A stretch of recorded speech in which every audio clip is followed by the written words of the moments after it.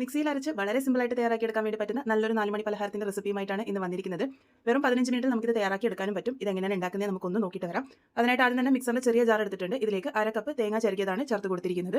ഇതിലേക്ക് മധുരത്തിന് പാകത്തിന് 1/2 കപ്പ് പൊടിച്ച ശർക്കരയാണ് ചേർത്ത് കൊടുത്തിരിക്കുന്നത്. ശർക്കരയിൽ അഴുക്കില്ലാന്ന് ഉറപ്പുള്ളതുകൊണ്ട് ഞാനിവിടെ ഡയറക്റ്റ് ആയിട്ടാണ് ചേർത്ത് കൊടുത്തിരിക്കുന്നത്. ഇതൊരു മിതമായിട്ടുള്ള മധുരം മാത്രമേ കാണുള്ളൂ. നിങ്ങൾക്ക് നല്ല മധുരം വേണമെന്നുണ്ടെങ്കിൽ 1/4 കപ്പൊക്കെ ചേർക്കാവുന്നതാണ്.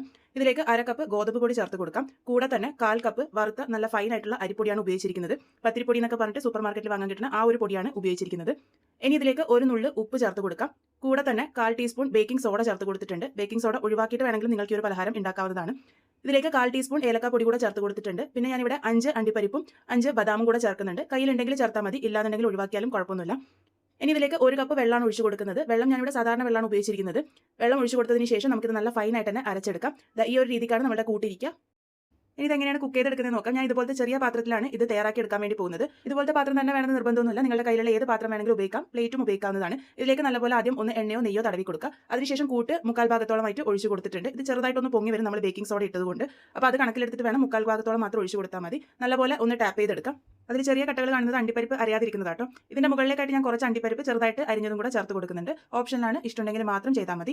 ഇതേപോലെ തന്നെ ബാക്കിയുള്ള എല്ലാ പാത്രത്തിലും ചെയ്തെടുക്കാം. ഇനി ഇത് ആവിയിലാണ് വേവിച്ചെടുക്കാൻ വേണ്ടി പോകുന്നത്. അതിനായിട്ട് സ്റ്റീമർ നേരത്തെ വെള്ളമൊഴിച്ച് ആവി വരാൻ വേണ്ടി വെച്ചിരുന്നു. ആവി നല്ലപോലെ വന്നതിന് ശേഷം ഈ ഒരു പാത്രങ്ങൾ ഇതിലേക്ക് ഇറക്കി വെച്ച് കൊടുക്കാം. അതിനുശേഷം അടച്ച് വെച്ച് ഹൈ ഫ്ലെയിമിൽ വെച്ചിട്ട് തന്നെ ഒരു 10 മുതൽ 12 മിനിറ്റ് നേരത്തേക്കാണ് നമ്മളിത് നല്ലപോലെ തന്നെ വേവിച്ചെടുക്കേണ്ടത്. ഒരു 10 മിനിറ്റ് ഒക്കെ കഴിയുമ്പോൾ നിങ്ങൾ തുറന്ന് നോക്കിക്കോളൂ. ഇതുപോലെ ടൂത്ത് പിക്കോ സ്ക്യൂറോ ഉപയോഗിച്ച് ഒന്ന് കുത്തി നോക്കുക. നീറ്റായിട്ട് വരുന്നില്ലാന്നുണ്ടെങ്കിൽ മാത്രം എക്സ്ട്രാ ടൈം വെച്ചാൽ മതിയാകും.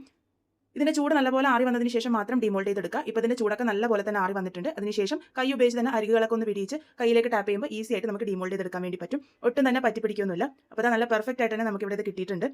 ഇതിന് പ്രത്യേകിച്ച് പേരൊന്നും ഞാൻ ഇട്ടിട്ടില്ല. നിങ്ങളുടെ മനസ്സിൽ എന്ത് പേരാ വരുന്നതെന്ന് വെച്ചാൽ അത് കമന്റ് ബോക്സിൽ ഇടാൻ വേണ്ടി മറക്കരുത് കേട്ടോ. നിങ്ങൾ ശർക്കര പാനി ഉപയോഗിച്ചാണ് തയ്യാറാക്കി എടുക്കുന്നുണ്ടെങ്കിൽ ശർക്കര ഉരുക്കിയിട്ട് ആ പാനി ആക്കിയതിന് ശേഷം അരിച്ച് ചേർത്ത് കൊടുത്താൽ മതി. അതിനനുസരിച്ച് വെള്ളത്തിന്റെ അളവ് കുറച്ചെടുത്താൽ മതി കേട്ടോ.